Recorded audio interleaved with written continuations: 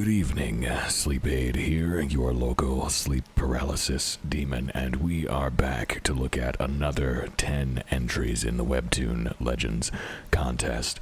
Once again, I made a post on the Webtoon Canvas subreddit asking for series to review, and the response has been overwhelming. As I refresh now, we're actually up to 67 responses. Some of these are mine, so it would be 57 if we exclude my own, but that is a lot. So we've got 10 series down. We're going to do 10 more. The ones we'll be checking out next are Celestial Valley, The BECKONRIDGE Rangers, Marjorie, Children of God, Stairs and Stairs, More Than One, Conspiracy Game, Double Crush, Aresthia, Edel and Daisy, and whoops, not that one. So, I just want to reiterate again that these are not full series reviews. I am reviewing these as entries in the contest. So the primary factor that I'm looking at is the pacing of the entries, how well the first few episodes sell the series as something that the editors might want to pick up as an ongoing original series. And so that is my primary focus. Just know that because I'm looking at the series through that lens, my review is a little bit different from what I might normally have to say. And just keep that in mind. So there are a lot of things that are good ideas that work really well, but maybe don't work as well for the contest. There are also things that work really well for the contest that maybe wouldn't work as well outside of it. And so that's the type of thing that I think is just worth noting. And I'll try to explain more of what I mean about that as we go. But let's go ahead and dive in. We have a lot of these, and it's going to take a while to get through them. So we are going to be starting with Celestial Valley by Mono Azumi. This is a fantasy action series, and I want to say that there was a lot that I liked about this one. I think that the visual style is very good, and it starts off with action right away, and that's something that I always look for. There are a lot of things in the most epic category that try to start with world building, that try to start with character building, and they don't showcase what the action is like in the series. And so this one jumps right into the action. It gives us a good idea of what type of tone and what type of action we can expect from the broader series. And so that's very good to see. They really understood that you want to dive right in with the exciting elements of the story and showcase them, and I think it does a good job of this. We see a lot of little bits and pieces of the setting, but without going too much into detail to explain them. So we learn a little bit about how some of the powers work, how some of the combat works, and how some of these characters work together against these threats. There are a couple of things I would like to have seen more of, though. I think that while we do see an example of an altercation between what are our heroes versus our antagonists, we don't really know who the antagonists are. We have these weird undead zombie monsters that our valiant knights are fighting against, but we don't really know why they're attacking or why our knights are fighting against them. And so a little bit more context on that, I think, would help just to kind of build an idea of what this story is about in the long run, what we can kind of expect, because the first 3 episodes here, the pitch, are labeled as a prologue. If you actually read the description of the series, none of this description is in this prologue at all. So it says, Khadija Jameson has spent her life running from her past and from the abilities that set her apart, but when a stranger from beyond her world kidnaps her best friends, Khadija is forced into an impossible bargain: guide a runaway princess across the dying world of Rune Gaia, or lose her friends forever. To save them, she'll have to face a realm of monsters, magic, and lies, and confront the part of herself she's tried so hard to bury. So that sounds very interesting, but none of that shows up in this prologue at all, and so it's a little bit off-putting that our description is kind of setting an expectation that our 3 episodes are not actually paying off. Another thing I wanted to point out about this is that some of the text is a little bit weird. Sometimes the text has been stretched to fit in the bubbles, and so we have different sizes of text. You should always try to keep all of the text the same size, or at least very similar, so that it's consistent for the eyes. It's easier to read that way. There's also a little thing that I noticed about this. This isn't important. This is just a nitpick, but it was kind of funny to me. Our captain of the guard here has he's lost his left arm armor, but there are a couple of frames where it switches, and so see, now it's his right arm that's missing, and it kind of flips back and forth a little bit, and I'm not really sure how that happened, but it's not important at all. It doesn't matter. It's just something that I noticed I thought was a little bit funny. But I did like this intro a lot. I think that, again, it does a good job of showing us what type of combat we can expect. Although, if I had one complaint, it's that we kind of end this second episode on a bit of a mystery. As our two highest ranked knights are facing imminent defeat, they essentially start a prayer, and a brilliant light shines that seemingly saves them from their predicament. But then we jump ahead to a different place and different characters entirely, and we don't really get to see how this all pays off.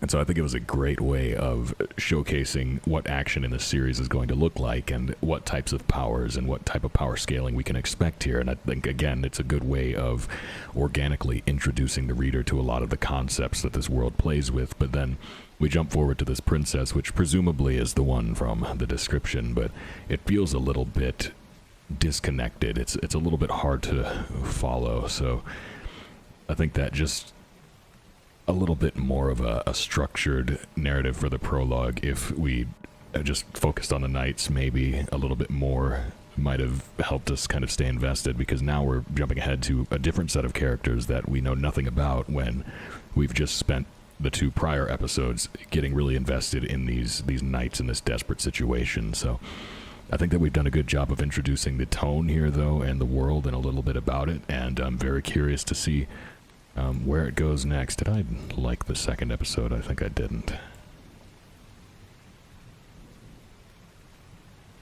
But yeah, I would recommend working on making sure that the text is all the same size, and that the speech balloons are a little bit consistent, because that can make it hard to read at times.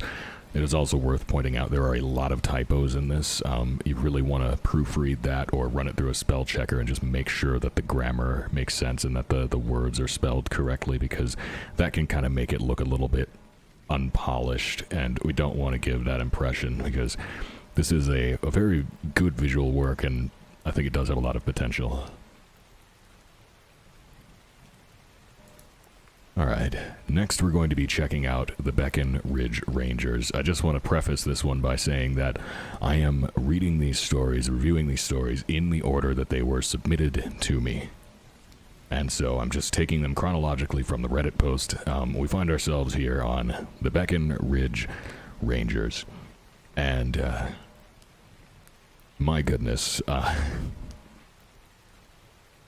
don't really know how to word what I have to say about this. Let's have a quick look at the description. So, log date 11/03/03. I, Augustus Henme, do not think I'm cut out for being a park ranger. I thought it would be going on hikes and saving animals, not photographing corpses.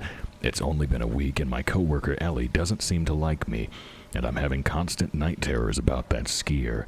I don't believe it was a bear. I think they were murdered. So, something, if you watched the previous set of reviews, you'll hear me complaining about a lot, is pacing. Because when you're selling a series based on the first 3 episodes, which is how Webtoon usually does sell a series, you really need to make sure that your pacing is very efficient. You need to make sure that your writing is really effective at conveying what the story is about and hinting at where it's probably going to go, so that the readers kind of know what roller coaster ride they're getting on. Now, something I've noticed is that a lot of series will have really good art, but not so good pacing, and a lot of series will have really good pacing, but not so good art, and finding comics that do everything well is like a diamond in the rough. And so many comics have strengths and weaknesses. I humbly would like to introduce you to the BECKONRIDGE Rangers, a comic that has excellent art, great writing, and fantastic pacing. This is easily one of the best that I've read, and it's almost frustrating to have encountered it so early, because I feel like very little in the most gripping category will be able to compete with this comic. It is very, very good.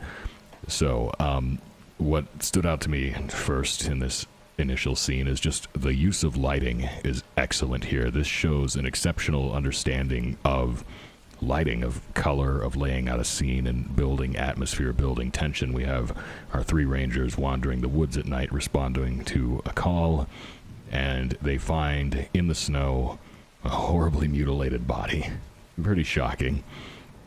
And then our main character, Henry, doesn't think that it was an animal attack. He believes that it was too suspicious. This person was probably murdered, or at the very least possibly, and so he sets out to investigate, even though everybody keeps telling him that there's nothing to investigate. It must have just been an animal attack. And so as we explore this, we're constantly having these flashbacks, these odd, surreal scenes as the character is remembering this gruesome sight that he's been forced to photograph for his job, and he's clearly thinking about it constantly, unable to get it off of his mind. And so we have these just unexpected and surreal cutaways like this, where as a casual conversation is going on, sometimes something will just appear in the background or happen to be there, just kind of signifying how this is really weighing on the character's mind. He can't get it out of his head. It's just unescapable. And this does such a good job of visual storytelling. It just keeps the tone consistent, even when we're having what could be considered a slower paced dialogue. It's constantly reminding you what this is about, where this is going, and why this is happening. And so just an excellent job of setting atmosphere and building tension and keeping you on your toes, and also kind of creeping you out and being uncomfortable. Another good example of this in the second episode. I'd really recommend reading this one, but every now and then there's just weird things in the background. Sometimes things just pop up that aren't explained or addressed. Maybe there's something there, or maybe it's just signifying the character's paranoia. It could be either one, but it's expertly done. And so our characters set off to investigate this incident. They start by questioning the townspeople, and immediately we find that it's a little bit strange how everybody in the town instantly believes that it was an animal attack.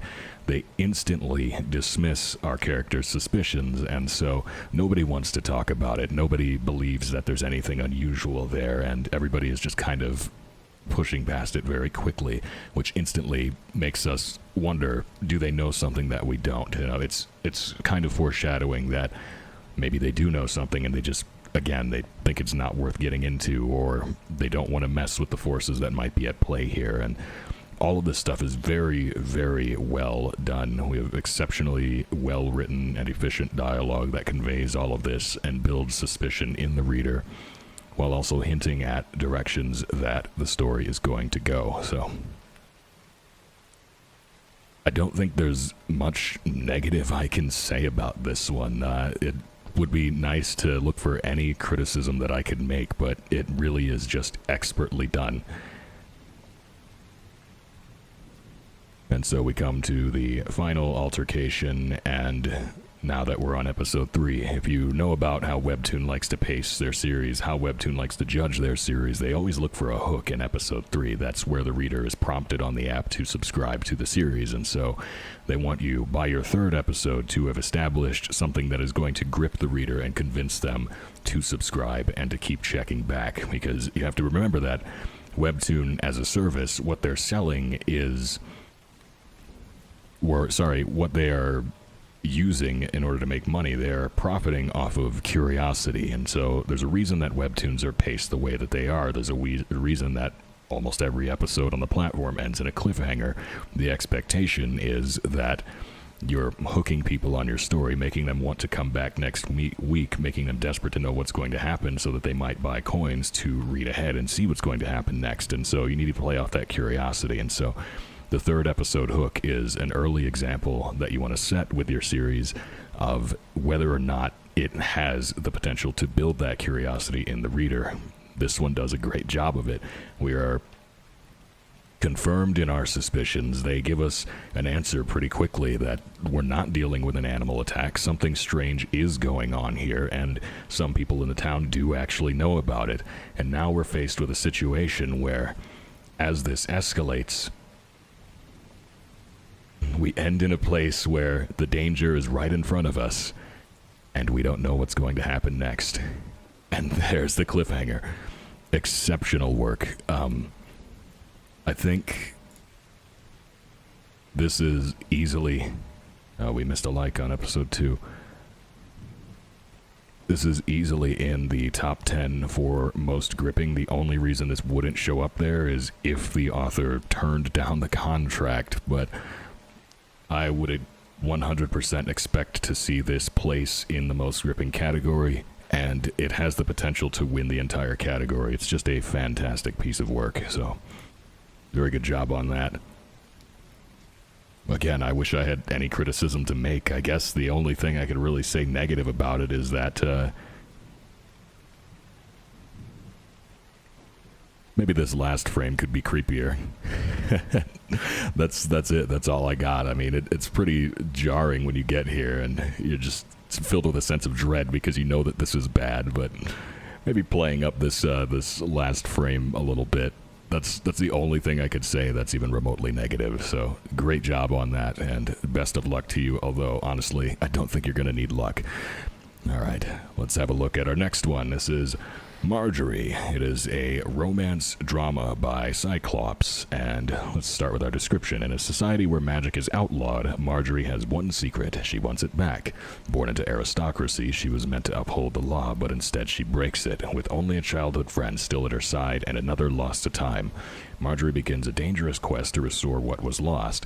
She'll face powerful enemies, uncover ancient lies, and sacrifice more than she's ever imagined. The deeper she goes, the more she realizes magic wasn't just banned, it was buried for a reason.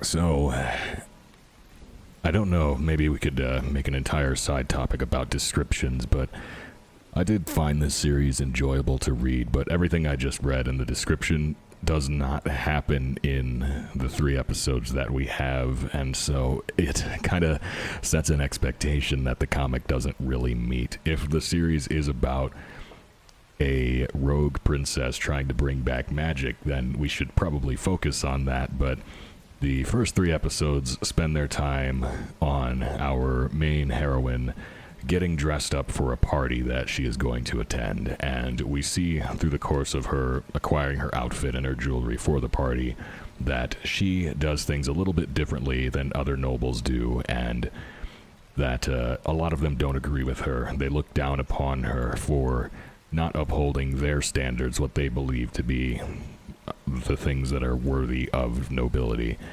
and that works well as a drama, but it's just a little bit incongruous with the description of the series, and so if you read the description and you're expecting an epic fantasy, well, this isn't really that. Mind you, it is labeled as a romance drama, so it is correctly categorized. It's just the description kind of sets an expectation that the comic doesn't really meet, and so that's a bit confusing. So, as a romance, it seems to be building up a romantic tension between our noble woman and a man that works at a tailoring shop.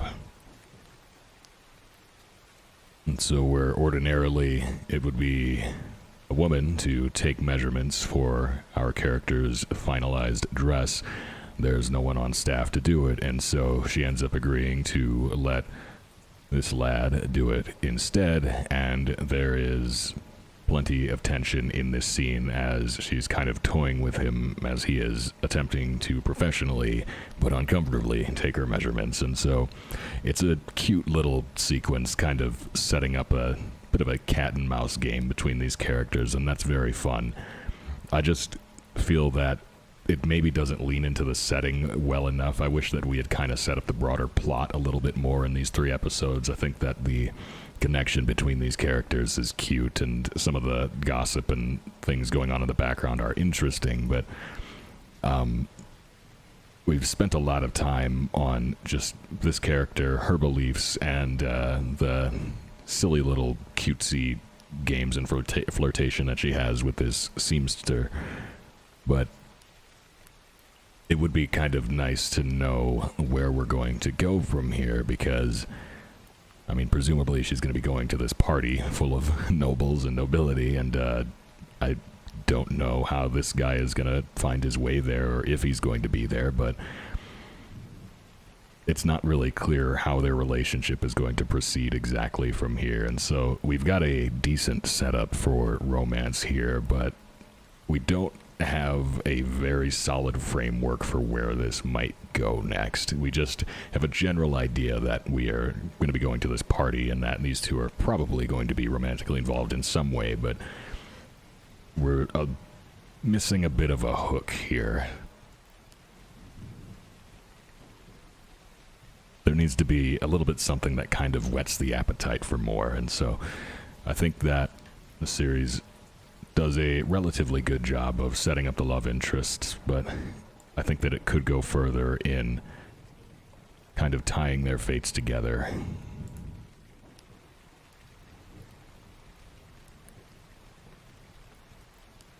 Alright, next we have Children of God by Saburo. This is a thriller crime mystery. Now, this is a series that is kind of difficult to review in a way because I feel like it does a lot of things right. But it almost doesn't feel like a webtoon, which is a weird thing to say perhaps, but that's the easiest way to describe kind of what it gives me.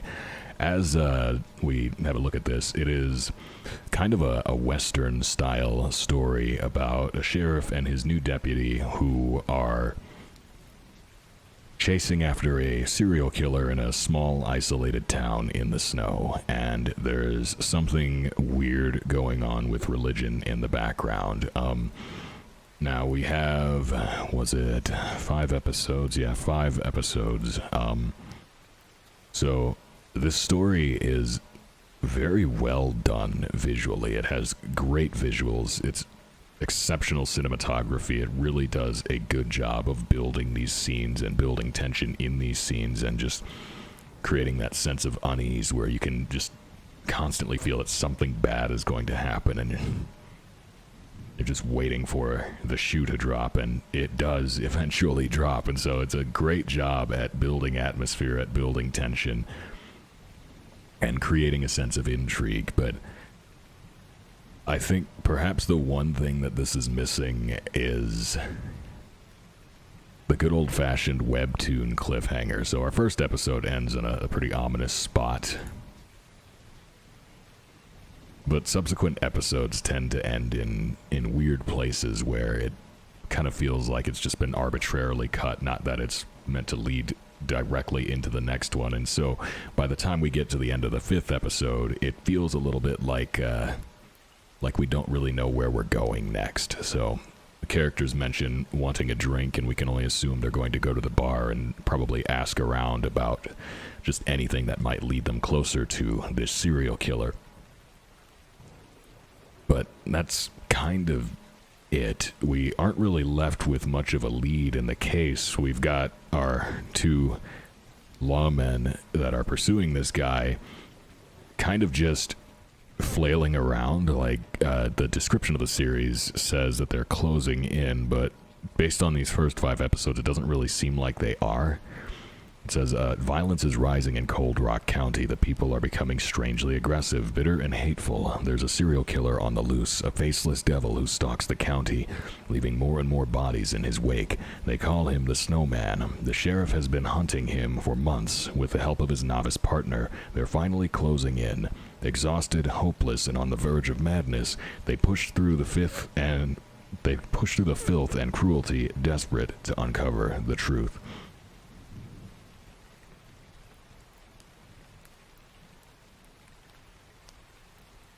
But yeah, as it says, with the help of his novice partner, they're finally closing in, but we don't really get that.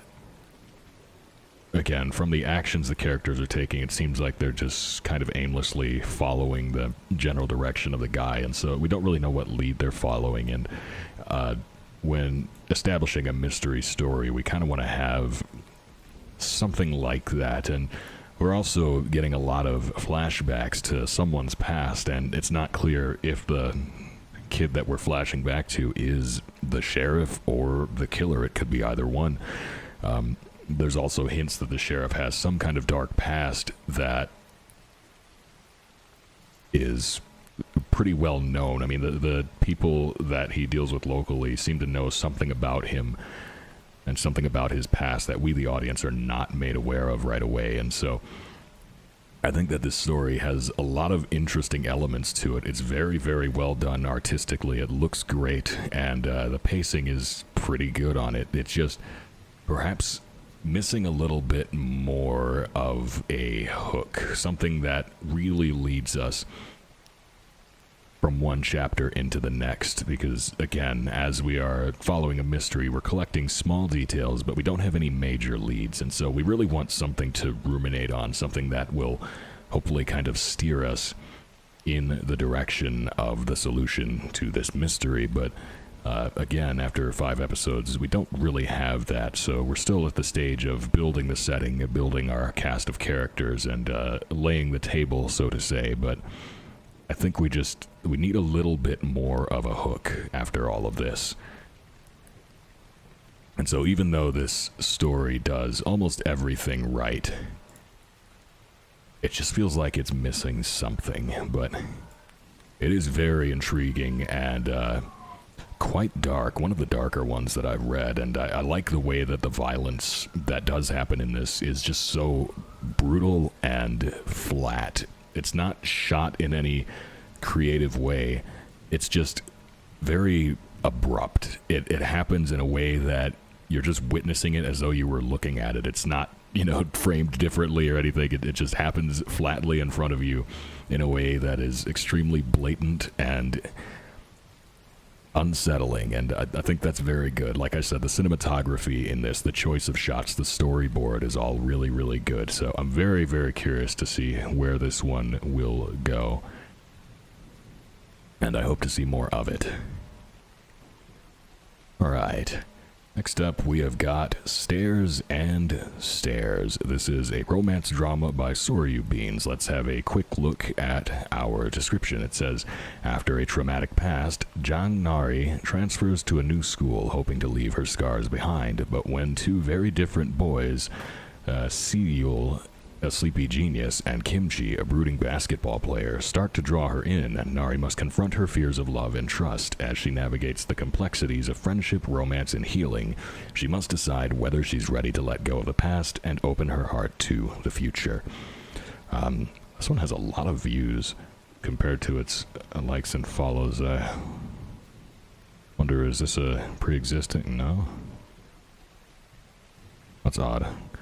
Anyways, let's dive into it. So, the series looks very good, and it establishes the premise early on about attractiveness and how having a conventionally attractive face will change the course of your life in a way. People will treat you differently in positive ways and in negative ways, and all the good and bad things that come along with that. And that as a premise is very interesting. There are actually several webtoons that deal with that specific concept, and I think it's often interesting to explore.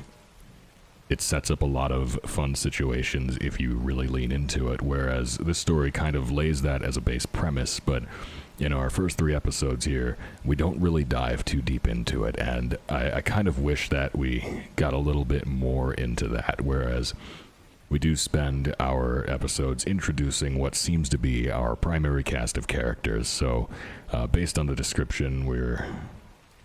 Sorry, did I read the description? No, I did. Yeah, I read it. The implication is that we're going to find ourselves in a love triangle. We've got the blonde-haired boy and the brunette boy, and they're both kind of opposite ends, but our heroine is probably going to be torn between the two and have to choose one, and so that kind of seems like the direction we're probably going in here, but most of it otherwise is just pretty average school drama stuff, and although it does a good job, I mean, again, the visuals are very nice, the characters look good, and it makes good use of the 3D school backgrounds, but it's good at laying out scenes and kind of establishing concepts, but a lot of the things that are happening in this series are very mundane, and so I think that it could either use maybe a little bit more humor or perhaps more interesting situations kind of tying the characters together, because so far we only have very loose bonds between them, and so it's very early in. I mean, it's only 3 episodes, but we kind of want to know what is going to drag these characters together. How are they going to get involved with each other, and why we should be invested in that. So most of what we've got after our first 3 episodes is just they either share classes together or they kind of just bump into each other in the hallways, and so we slowly see how our characters get to know each other in small ways, but we end in a point where we haven't really established romance. We haven't really established much attraction. There's very little of it done, and so we kind of know as readers where the attraction is probably going to happen and like what types of things we might be able to expect in the future. But I think that the comic could do a little bit more to kind of tie these characters together and create scenarios that bring these characters together and force them to interact in ways that challenge each other or just kind of create interesting scenarios versus just people bumping into each other and overhearing conversations, which is how most of it is handled. So as a school romance / drama, I do think it probably could use a bit more of a strong premise to help build the scenarios that we would want to see from it. So maybe leaning more into that aspect of attractiveness, good and bad things that come with that, maybe kind of delving into that a bit more and using that as a foundation for the story, because so far it just feels like we're kind of missing some amount of framework here. So we've introduced a lot of characters, but we don't really have much structure, and it ends on what seems to be a dramatic cliffhanger, but it's falling a little bit flat because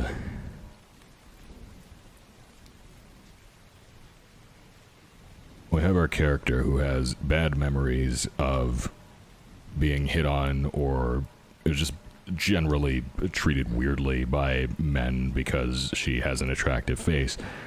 And we end with the cliffhanger of she has gotten a friend request from someone, Sir Min, and I think it might be one of her teachers, but I don't really know who it is. It's not a name that we've been introduced to, and like the picture looks vaguely like one of the teachers, but we don't really know who it is, and so it's kind of hard to tell where this is going and what this is trying to set up.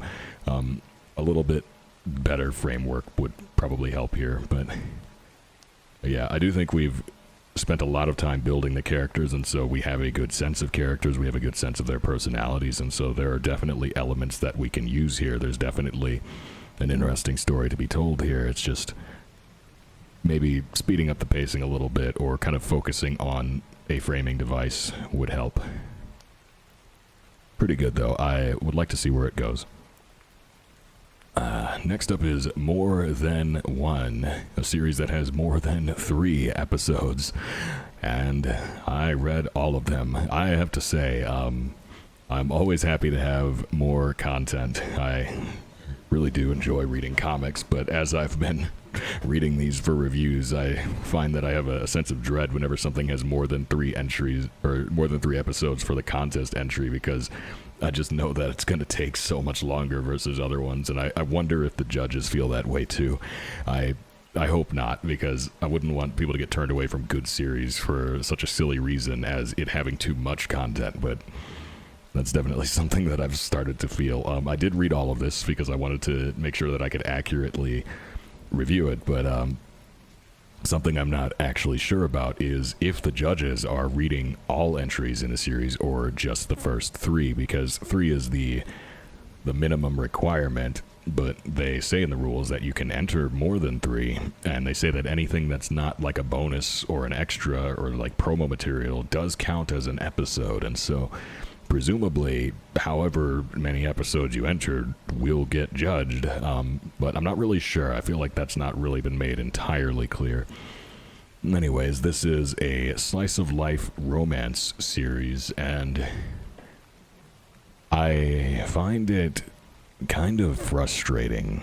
Not in a bad way. I think it's kind of intended to be frustrating, but what we have is an awkward situation where multiple characters in multiple different relationships kind of get entangled in odd ways. And so we have people that are romantically involved that appear to be falling in love with other people that are not romantically involved with them. And so we've got these relationships that, as we explore them, they're kind of breaking down, and we're starting to see good and bad sides of each relationship, and it leaves a very confused feeling where it's hard to know really who to root for here, because we've got our main character who's already in a relationship with this guy, and they seem to be a decent couple. They seem to have a relatively healthy relationship, but then she starts falling in love with his old childhood friend, and his friend is also in a relationship, and his girlfriend starts to get jealous of why he's spending so much time with his other girl. And it's just like, it's a messy web of different connections, and I think that it does kind of convey these awkward social networks pretty accurately. I think that this is a pretty believable scenario, but from a Webtoon standpoint, it's really hard to tell what I'm meant to be hoping for. I don't know if there's a singular answer to that, but I'm not really sure. Like, do we want our heroine to get with this new guy? Do we want her to stay with her old boyfriend? Do we want these relationships to fall apart, and how will they fall apart? And I don't know. I mean, it's a lot. It's almost overwhelming. But yeah, as a slice of life romance, I think it does a pretty good job of setting all that up. And so if you're interested in really complicated and intertwined dramas, then I think this one does a good job of that. It also generally has a sense of humor that's kind of fun. So that's probably one of the things that's more interesting about it, is that it presents all of this weird, complicated, or personal situations through a relatively lighthearted lens. So the way the colors are very vibrant, the characters are very cute, silly drawn, and the style is just very approachable, but what's going on is actually very complicated and difficult and hard to understand, and again, just frustrating. And so there's this weird contrast where things look nice on the surface, but they're not so nice underneath, and it's interesting. I don't know if I've read anything quite like it. So yeah, I think, like I said, probably you're going to hear me complain about this a lot, but I think pacing is one thing that we could perhaps improve here, since we spend so much time on building characters and building drama and whatnot. What we really want to look for as a webtoon is, again, the hook, the dreaded hook, the hashtag hook. We want some kind of framework that is going to tie all this together in a neat bow that convinces everybody to keep reading more of it. And so I think that it does an interesting enough job building up these characters, although it does take all of the episodes to really start getting to the juicier bits. But there's not really a framework to it. There's not really a simple, digestible hook, because we have characters that are kind of just interacting naturally. They're just going about their lives, and they happen to do things together, and we see how these relationships develop, but there's not some external thing that's pushing them together or kind of building up these situations. And not every story needs that. It's just, again, it's something that Webtoon usually looks for. So when I judge these as contest entries, that's something I always take into consideration, is, do we have some kind of wacky premise that is going to keep building these dramatic situations and bashing these characters together in ways that will keep readers intrigued. So yeah, I thought this one was pretty good. And And if what I've described sounds appealing to you, definitely check it out. I'm going to go ahead and roll through the rest of these episodes and just go ahead and put a like on each of them. But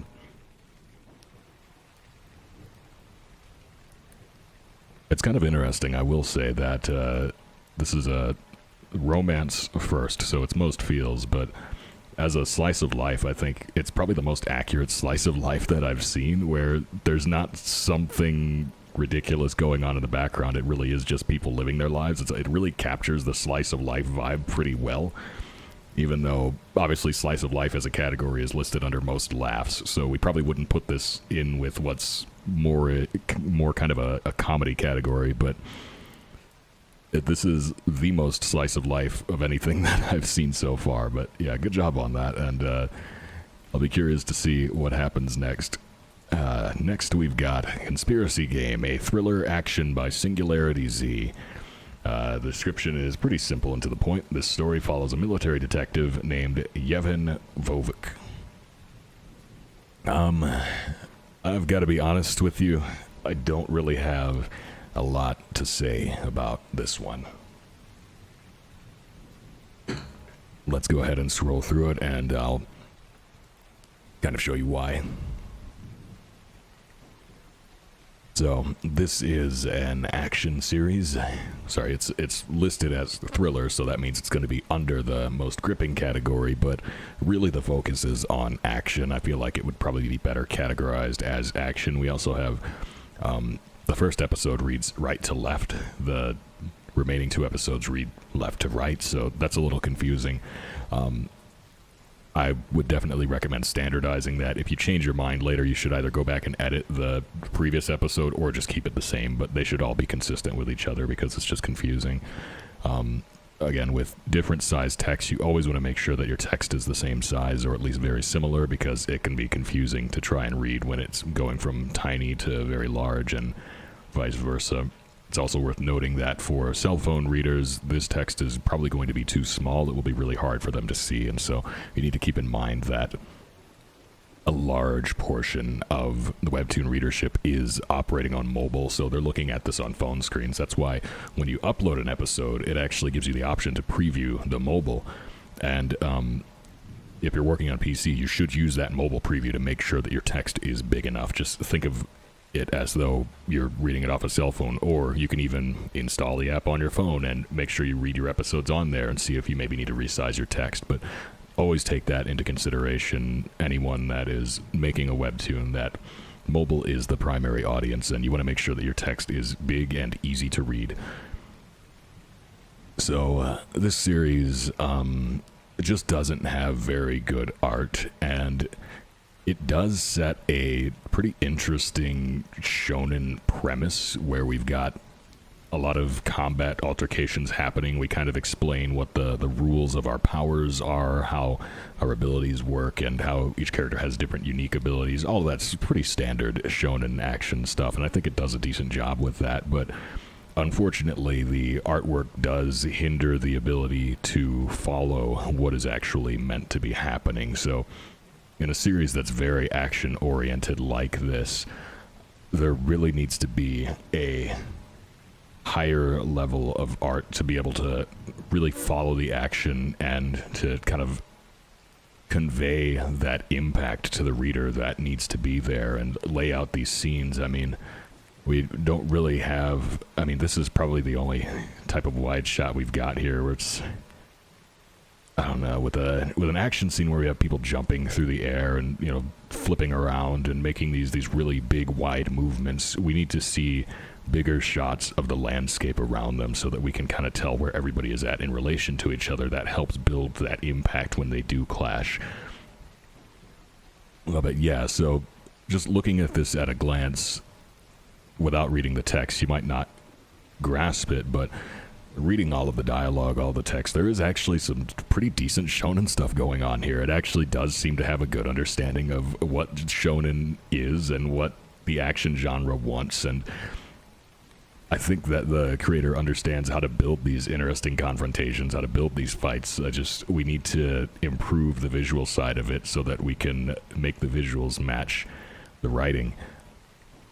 And so there is an interesting premise here. We've got something with the crossing and the double crossing and the planning around your plan, and there's some mind games happening between the characters that's very interesting. And then again, we have this big over-the-top action happening, and all of that is pretty fun. It just needs a lot of refinement. It just isn't quite there. It's not quite hitting the nail on the head with what the genre really calls for, and I think the focus being so heavily on action, I know that there is the thrilling aspect of the detective work. This main character is a detective, and he's trying to find a traitor in the midst of this military base, and he's basically pretending that he doesn't know who the traitor is, and so he's working together with a man pretending to be the traitor so that they can collectively catch the traitor, and so there's mind games going on, and that is very thrilling, but really the focus is on the action. This is definitely something that should be in the action category first. But yeah, I think that this does do a lot of things right from a writing standpoint, but there are improvements that need to be made. I would say keep it up, keep working on it, keep refining it, because even between episode 1 and episode 3, we can see some amount of improvements, so just keep going with it. It's an interesting enough concept. I would like to see where it goes from here. And good luck to you. Alright, next we've got Double Crush. This is a romance comedy by Coco V, and our description is: imagine falling in love without knowing who you're looking at. Hernan Torres, face blind since childhood, falls for a cute waitress, only to realize his soon-to-be girlfriend is actually his male model. Call it fate, karma, or maybe something hidden underneath. So, this series actually has a very good premise for a webtoon, and this is the type of thing that when I talk about a hook, this is what I mean. This series nails the hook aspect, but doesn't quite deliver it, doesn't quite execute on it as much as you would want it to really get people attached to the series. So it has the right idea. It does a very, very good job at a conceptual level, but the execution could be rearranged a little bit. I think it's the type of story that perhaps needs an editor.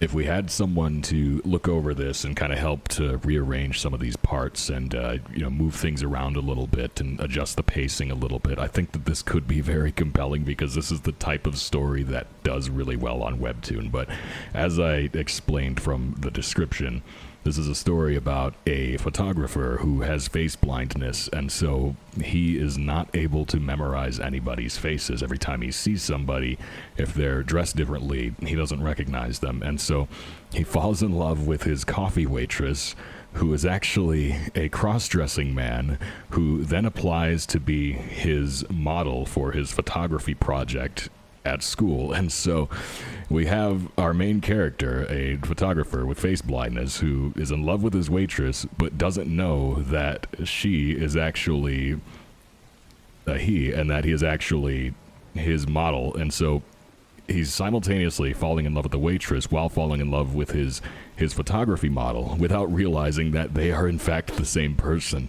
And so that's a very, very effective way to set up silly interactions and fun drama. It sets a good foundation for building a romance narrative, and so all of the pieces are there. It just kind of doesn't pace itself that well, so it takes a little bit too long to get to the hook, and I think that it kind of delivers things in a way that can be a little bit confusing at times.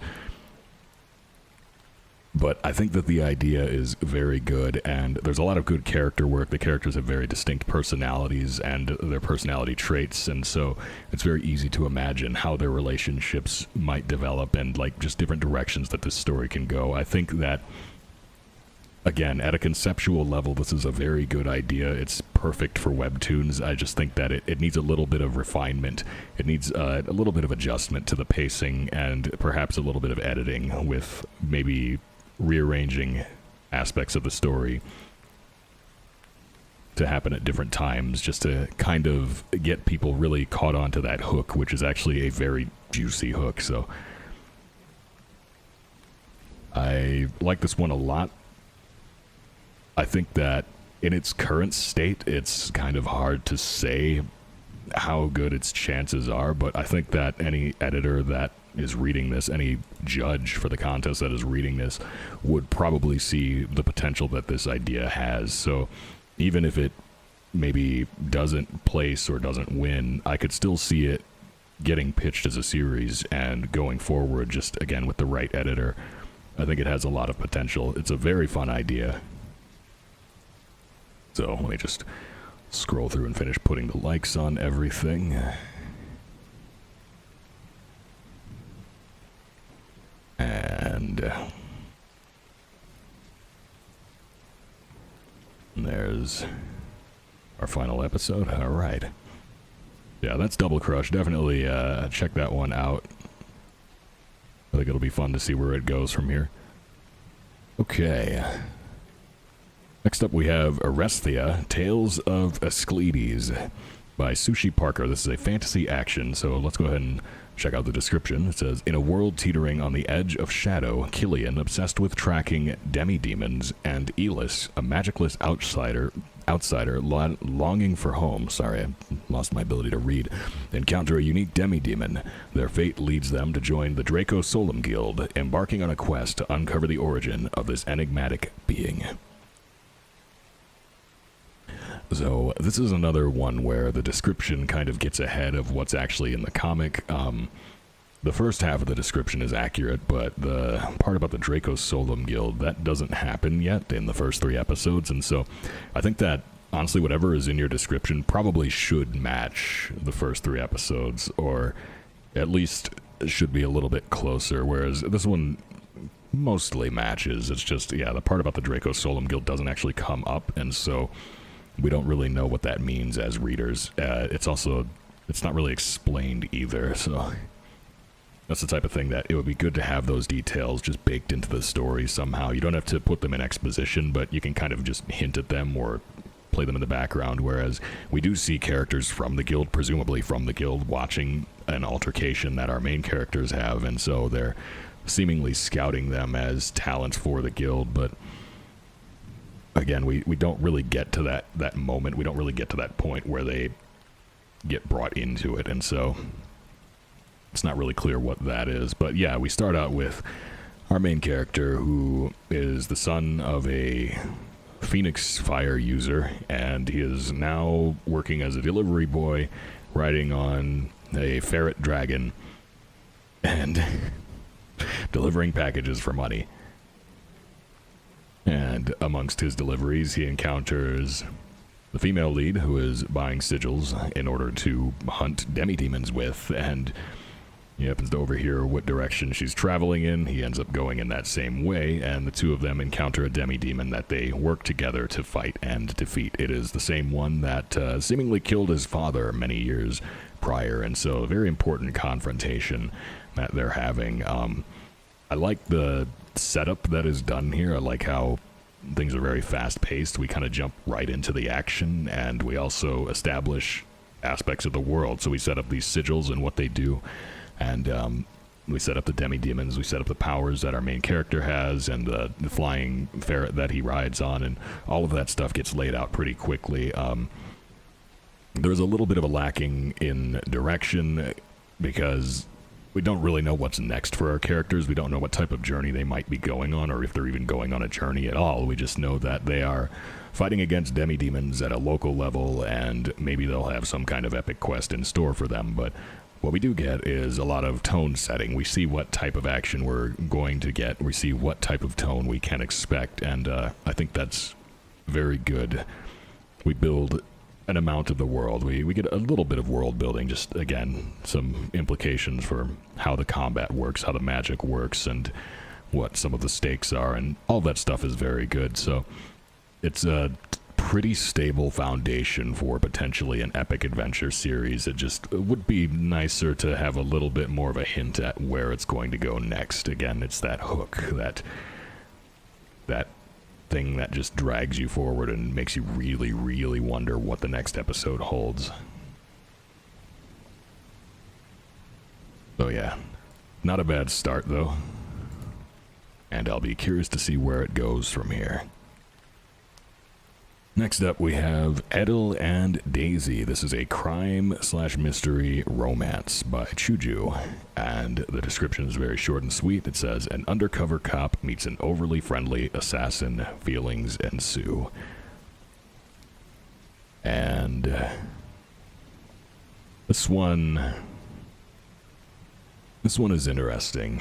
So the author, when posting on the Reddit, asked me what their chances were. Let me see if I can find the post. It's in here somewhere. I just want to make sure that I'm quoting this correctly.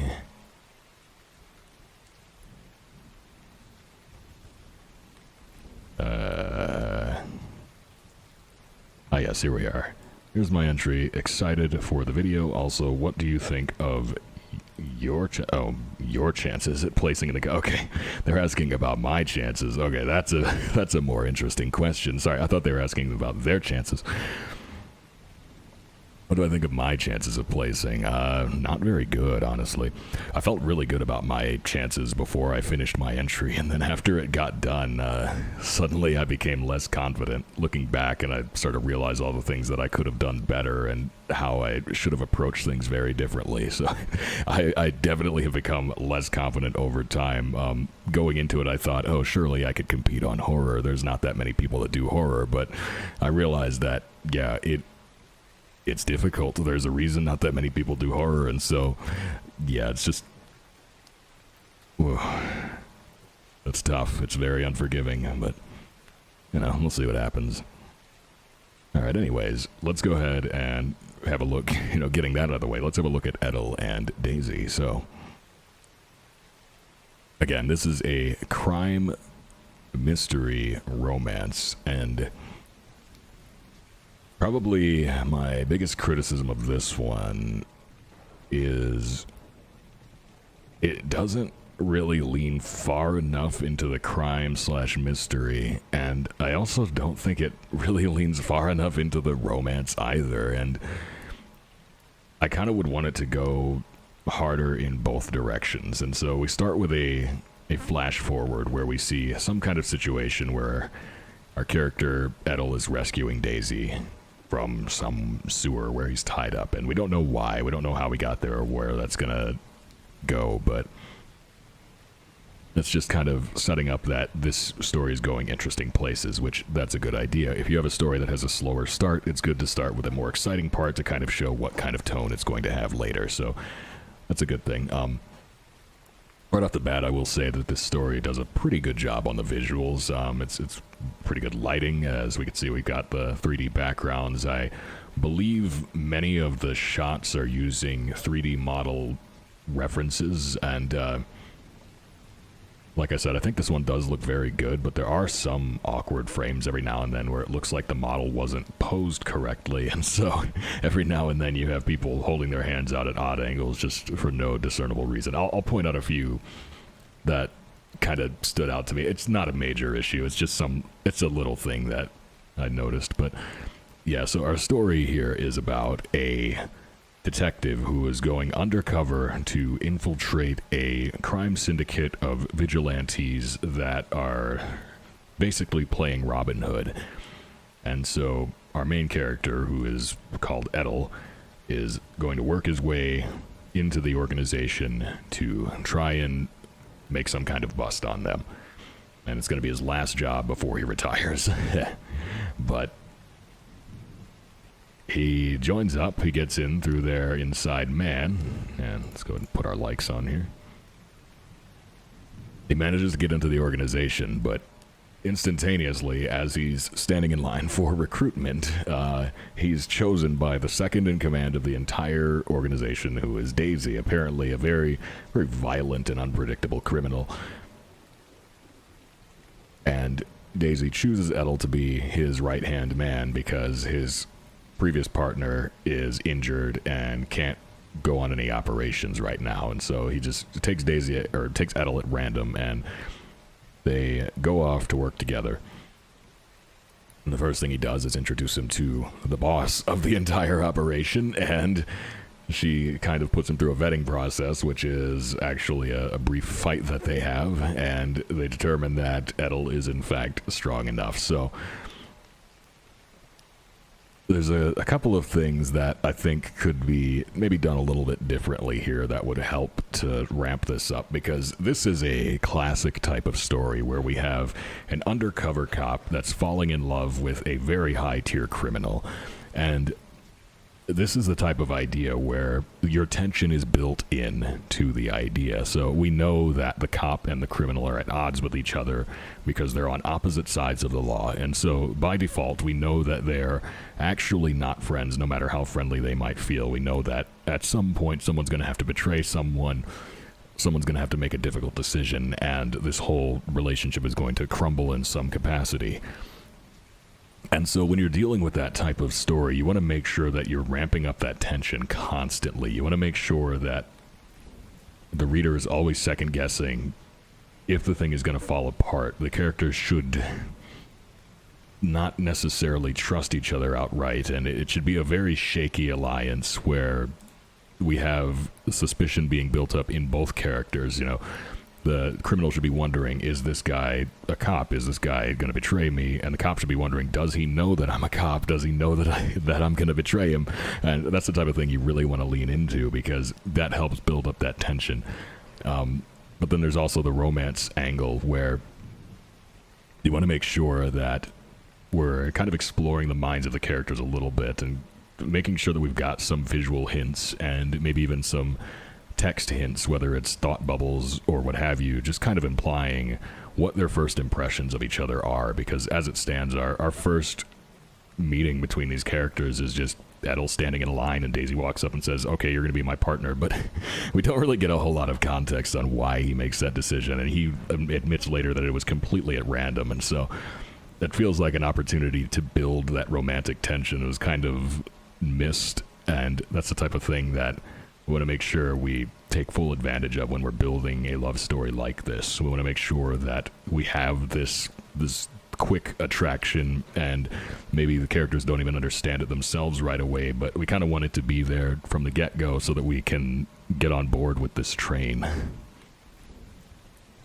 And then, again, with this type of narrative, you can intertwine that into the overarching plot, where we know that one of them is a cop and one of them is a criminal, and so that can create interesting dynamics with the romance angle, whereas you might have, you know, if the characters don't trust each other, they might be thinking, well, maybe you're just pretending to love me because it's your job to do that. You know, that creates all different types of tension. So this is, again, just that type of story that the tension is built into, and so you really want to make sure you're taking advantage of that and exploiting that at every opportunity, because that gets the readers hooked on it. And I just feel like there are a few missed opportunities with that here. This is the panel that I was talking about earlier, by the way, where the hand is just kind of at an awkward angle. There's a little bit of stiffness in some of the posing.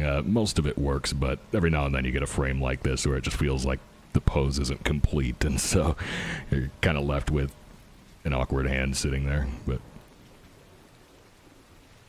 yeah, so here's another example, kind of what I mean, though. We this is Iris, the leader of the entire organization. She is the top criminal that, hypothetically, Edel is trying to take down. And they end up engaging in a fight so that Iris can test Edel and see if he is up to the task of being Daisy's partner in crime. Now, this is that type of moment where you would really lean into that tension, because Edel, being a detective, being a cop, he would fight with police training. He would use CQC as taught by police, and so criminals would be able to recognize that. And that's the type of thing where you could have them say, hey, why do you fight like a cop? Are you an undercover guy, like, are you trying to screw us over? This is a perfect opportunity to kind of lean into that, and it just feels like a little bit of a miss. But yeah, I do think that we do a decent job of building intrigue in this story, and there is that curiosity of where it's going to go next, but honestly, if we were only judging it based off of the first 3 episodes, I would definitely be wanting more. If we're judging it based off of all the episodes that we have here, well, there's a lot more that happens next, and so we actually go into immediately a 2-man casino heist, and this is kind of where I said earlier that I wish they would lean a little bit more into the crime angle, because having been to a casino before, I know what the security is like. It's very, very tight, and so when we explore a casino heist at a very entry level, we kind of have to suspend disbelief a little bit to even be able to get on board with the plan that these two end up executing. It seems a little bit silly that it works, but it does.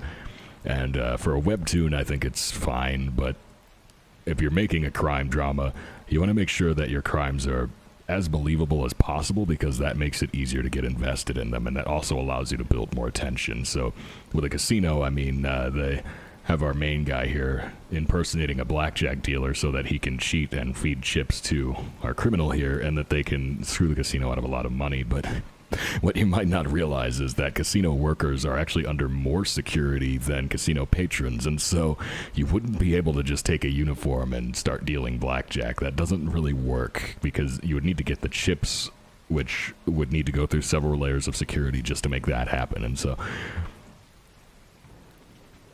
it's a little bit silly as a crime, but it makes for a fun sequence, and I think that's what's really important here, is we've got fun character interactions happening around this sequence, and so that's what it's really about.